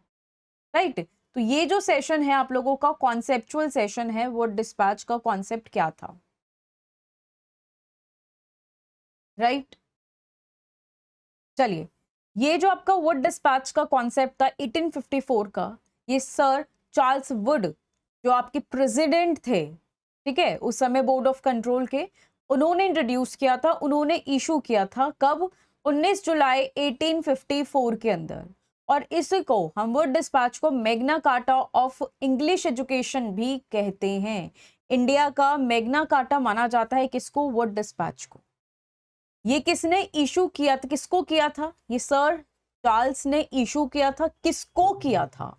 तो ये लॉर्ड डलहाउसी के द्वारा, मतलब कि लॉर्ड डलहाउसी को इशू किया गया था, जो आपके गवर्नर जनरल थे इंडिया के। कौन थे? भारत के गवर्नर जनरल, उस समय जब ब्रिटिशर्स का रूल चल रहा था। इसके बेसिकली ऑब्जेक्टिव क्या था? भारत में एक उचित शिक्षा प्रणाली स्थापित करना। ठीक है, क्योंकि पहले जब ब्रिटिशर्स का रूल था तो हमारी इंडियन लैंग्वेज को इतना ज़्यादातर प्रमोट या इंकरेज नहीं किया जाता था, तो वहाँ पे एजुकेशनल सिस्टम को प्रॉपरली इस्टेब्लिश करना इसका एक ऑब्जेक्टिव था। To promote European literature and science through English medium, जो भी अंग्रेजी माध्यम से जो भी यूरोपीय साहित्य थे या विज्ञान था, उनको बढ़ावा देना। राइट, और साथ ही में एक्सपैंड करना एजुकेशन को सभी लेवल्स पर, चाहे वो प्राइमरी हो, सेकेंडरी हो या हायर हो, तीनों लेवल्स पर एजुकेशन को एक्सपैंड करना। तो ये इसके बेसिक ऑब्जेक्टिव थे। राइट, अब इसके कुछ मेन रिकमेंडेशंस रही वुड डिस्पैच की, क्या क्या थी? पहला, एजुकेशन डिपार्टमेंट प्रोविजेंसेस, प्राथमिक शिक्षा विभाग मींस सेपरेट डिपार्टमेंट्स होंगे एजुकेशन के, स्टैब्लिश किए जाएंगे हर प्रोविंस के अंदर, हर प्रांत के अंदर शिक्षा के अलग अलग विभाग स्थापित होंगे। सेकेंडली, यूनिवर्सिटीज इन इंडिया, जो यूनिवर्सिटीज है उसको स्टैब्लिश किया जाएगा। कब? कहाँ पे? कलकत्ता, बॉम्बे एंड मद्रास। सबसे पहली यूनिवर्सिटी कहाँ पर बनी थी? कलकत्ता में बनी थी, याद रखेंगे, कलकत्ता। साथ ही में ये आप लोगों का किस मॉडल को फॉलो अप कर रहे थे? यूनिवर्सिटी ऑफ लंदन के। These universities were set up in 1857। सबसे पहली यूनिवर्सिटी कलकत्ता की थी, और एक कब सेटअप हुई थी? 1857 में। हायरार्की ऑफ एजुकेशन की बात करें तो पहले एक सिस्टमैटिक स्ट्रक्चर बनाना था, जैसे आपका primary, middle, high, college and university level. तो ये आपका एक सिस्टमैटिक स्ट्रक्चर था। देखिए, सबसे ईजीएस्ट वे में आपको डिफिकल्ट टॉपिक डिलीवर किया जा रहा है, तो ध्यान से समझिए। मीडियम ऑफ इंस्ट्रक्शन क्या था? कि हायर एजुकेशन के लिए इंग्लिश होगी, और जो प्राइमरी एजुकेशन है उनके लिए वर्नाकुलर लैंग्वेजेस, स्थानीय भाषा को स्थान दिया जाएगा। Grant in aid system means जो गवर्नमेंट फाइनेंशियल एड था वो आपके प्राइवेट एजुकेशन इंस्टीट्यूशन जो भी थे फुलफिल सर्टेन कंडीशंस, जैसे कि आपका प्रॉपर करिकुलम होना, टीचर्स को ट्रेन करना, ये आपके grant in aid system means कि जो गवर्नमेंट है वो फाइनेंशियल एड प्रोवाइड करेगी जो जितने भी प्राइवेट एजुकेशन इंस्टीट्यूशन हैं, जिससे कि आपकी कंडीशंस जो हैं वो फुलफिल हो सके, जैसे कि टीचर्स को ट्रेनिंग देना, करिकुलम को प्रॉपर्ली मेंटेन करना। राइट, समझ में आ गया। CCSU का एक सेपरेट बैच बना हुआ है, आप उसको फॉलो अप कर सकते हैं। राइट, टीचर ट्रेनिंग इंस्टीट्यूशन ये किसको एम्फेसिस कर रहा था? यहाँ पे emphasis on training of teachers, teachers की ट्रेनिंग पर स्टैब्लिशमेंट टीचर ट्रेनिंग इंस्टीट्यूट भी खोले गए थे। वुमेन की एजुकेशन पर भी फोकस किया गया था कि आपके जो भी वुमेन एजुकेशन है उनको एंकरेज, उनको बढ़ावा दिया जाए, खाली प्रायोरिटाइज नहीं किया जाए, उनको बढ़ावा दिया जाए। साथ ही में जो गवर्नमेंट और प्राइवेट एफर्ट्स थे, जैसे कि education should be joint effort, ये नहीं कि खाली स्टेट ही हैंडल करेगी, गवर्नमेंट प्राइवेट एजेंसीज दोनों ही मिलकर उनको प्रयास करेंगे उनको आगे बढ़ाने का, तो दोनों के ही एफर्ट्स होंगे वो। अब वुड डिस्पैच के मेरिट्स क्या थे कि ये आपका मॉडर्न एजुकेशन सिस्टम की फाउंडेशन थी। राइट, जो कि क्रिएट किस लिए की गई थी? आपके एक इंडियन एजुकेशन सिस्टम को फॉर्मली बनाने के लिए। यूनिवर्सिटी एस्टैब्लिशमेंट, तो यहाँ पर वुड डिस्पैच जब ये कॉन्सेप्ट आया तो इसके अंदर आपकी जो यूनिवर्सिटीज थी भारत के अंदर, आपकी कलकत्ता, बॉम्बे एंड मद्रास 1857 के अंदर स्टैब्लिश करी गई थी। इंग्लिश और वर्नाकुलर लैंग्वेजेस जो थी उनको प्रमोट किया गया। साथ ही में टीचर ट्रेनिंग के ऊपर यहाँ पे इनिशिएट किए गए कि ट्रेनिंग सेंटर्स को ओपन किया जाए जिससे कि क्वालिटी ऑफ टीचिंग भी एनहांस हो सके। और ग्रांट इन एड, जो आपको मैंने बताया कि जो आपकी गवर्नमेंट है वो प्राइवेट इंस्टीट्यूशन को हेल्प करेगी, फाइनेंशियली एड प्रोवाइड करेगी जिससे कि आपकी एजुकेशन इम्प्रूव हो सके। ठीक, अब इस वुड डिस्पैच के डीमेरिट्स क्या क्या थे? इंडियन नॉलेज सिस्टम को निग्लेक्ट करना। डीमेरिट क्या था इस वुड डिस्पैच के अंदर? जब ये कॉन्सेप्ट आया था इसमें इग्नोर किया गया था ट्रेडिशनल इंडियन एजुकेशन पैटर्न, जिसमें वेदास, उपनिषद, ठीक है, इसको ज्यादातर जो प्रमोट की थी इसको नकारा गया था। Limited access for the poor, mainly जो आपके ब्रिटिशर्स थे वो हाई क्लास या अपर मिडिल क्लास उनको टारगेट करते थे, तो जो आपकी पुअर क्लास थी उसको बेनिफिट नहीं होता था। उनमें से upper class group, rural and poor, उनको छोड़ दिया जाता था। ठीक है, next, token mention of women education, कोई भी सीरियस इम्प्लीमेंटेशन, मतलब इसको ध्यान नहीं दिया जाता था कि वुमेन एजुकेशन को कैसे इम्प्लीमेंट करें, इसके ऊपर कोई इम्प्लीमेंटेशन नहीं था। मैकेनिकल सिस्टम ऑफ लर्निंग, तो ये एग्जाम ओरिएंटेड रूट लर्निंग को ज़्यादातर बढ़ावा देना, ज़्यादातर फोकस किस पे रखना? जॉब्स पर, अंडरस्टैंडिंग पे नहीं। यही मैं आपको समझाती हूँ, आप खाली मार्क्स को फोकस मत करिए, आप अपने कॉन्सेप्ट्स को फोकस करिए कि कॉन्सेप्ट कितने क्लियर हैं। अगर आपके कॉन्सेप्ट्स का बेस बना होगा तब जाकर आप लोग जो आगे के एग्जाम्स हैं वो क्लियर कर पाओगे। ठीक है, ब्यूरोक्रेटिक फोकस किस पे था कि इंडियंस को ऐसे डिजाइन किया जाए, जो भी इंडियंस हैं क्लरिकल जॉब्स ब्रिटिश राज के अंदर प्रिपेयर कर सके। क्लियर, और लास्ट में आप इसको कंक्लूड कर सकते हो कि जो ये वुड डिस्पैच था 1854 के अंदर, ये एक टर्निंग पॉइंट था इंडियन एजुकेशन हिस्ट्री के अंदर, एक भारतीय शिक्षा इतिहास में एक महत्वपूर्ण मोड़ था। क्यों? इसकी फाउंडेशन आपकी मॉडर्न इंग्लिश बेस्ड, साथ ही में यूनिवर्सिटी सेंटर्ड सिस्टम, और बट इसके अंदर जो आपकी डिक्लाइन हुआ indigenous education and created a system of design more administrative needs than true education development। देखिए, ज्यादातर जो इसमें फोकस किया गया था कि एक विश्वविद्यालय की नींव रखी, पर इसके अंदर जो स्वदेशी शिक्षा थी उसके अंदर गिरावट आ गई, क्योंकि भारतीय ये आप हमारी जो इंडिया की एजुकेशन थी उसको प्रमोट नहीं किया गया था। हमारी पहले जो उस समय की एजुकेशन हुआ करती थी वो वेदास, उपनिषद के ऊपर हुआ करता था, उनको ज्यादातर महत्व ही नहीं दिया। ठीक है, और ज्यादातर इनका जो फोकस था वो प्रशासनिक आवश्यकताओं के लिए था, अधिक डिजाइन की गई थी। राइट, जो आप लोगों के एजुकेशनल डेवलपमेंट था उसको फिर तब भी फोकस नहीं दिया गया था। तो ये बेसिकली आपका ये पूरा कॉन्सेप्ट वुड डिस्पैच का क्या था, समझ में आया आपको कि वो डिस्पैच किसने इशू किया, क्या ऑब्जेक्टिव्स थे, इसके रिकमेंडेशंस क्या क्या रही, मेरिट्स डीमेरिट्स क्या क्या रहे, लास्ट में कंक्लूजन। क्लियर हुआ है? समझ में आया है?